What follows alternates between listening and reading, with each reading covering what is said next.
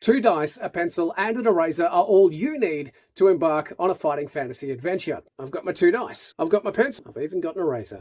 The only thing I don't have, what are the original fighting fantasy books? Okay, so it's not an original, but it'll do in a pinch.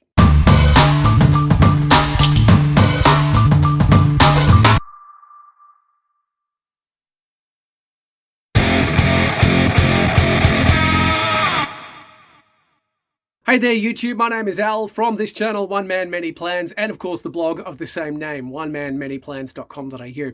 And if you haven't checked out my previous YouTube upload all about the Fighting Fantasy book series, well basically I'm on a bit of a mission at the moment. I'm trying to find a fighting fantasy book from the 80s or the early 90s that I used to play and love and absolutely embrace as a kid. I'm trying to find one in the wild.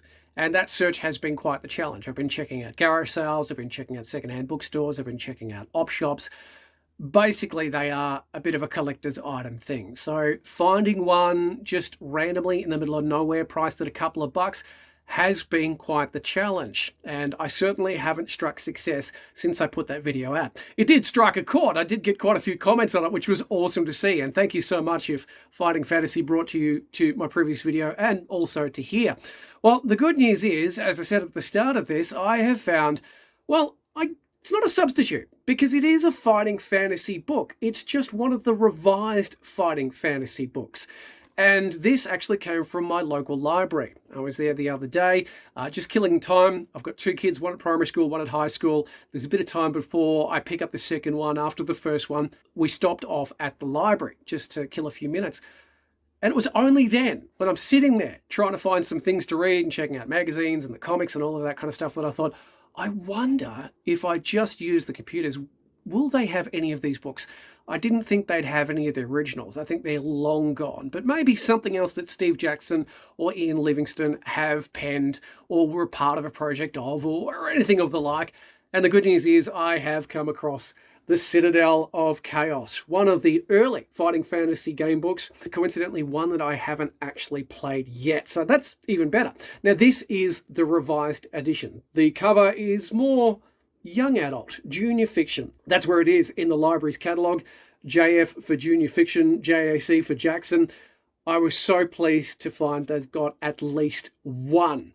And you can see it's got a very cool junior fiction kind of cover, so much different from the original.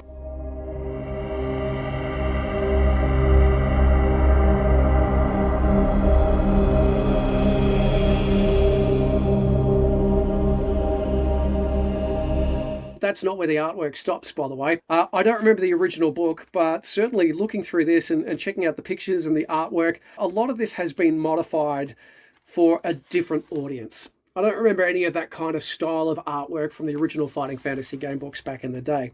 The other thing you might notice is that, I mentioned this in the previous video, you've got the dice down on the page. So they've eliminated the need for 2 dice. So if you just go, oh, I don't have a pair of die handy, what did I get? Oh, I rolled a 4. I'm really not going to do well with that one. You can just flick through the book. There is your dice. You still need a pencil. You still need an eraser. But for the most part, yeah, it's pretty exciting to actually find one of these books and to give it a bit of an adventure. I haven't actually rolled the dice on this yet. This might just be the closest I get to actually finding one. Now, it is from the library, which means I will have to return it.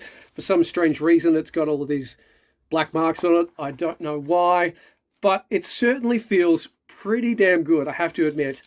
Being able to flick through one of these things, it's not a digital edition, not fresh out of a bookstore. I did notice when I was flicking through it originally at the library, on the inside front cover, Fighting Fantasy, dare you play them all? And there's only 6 of them listed.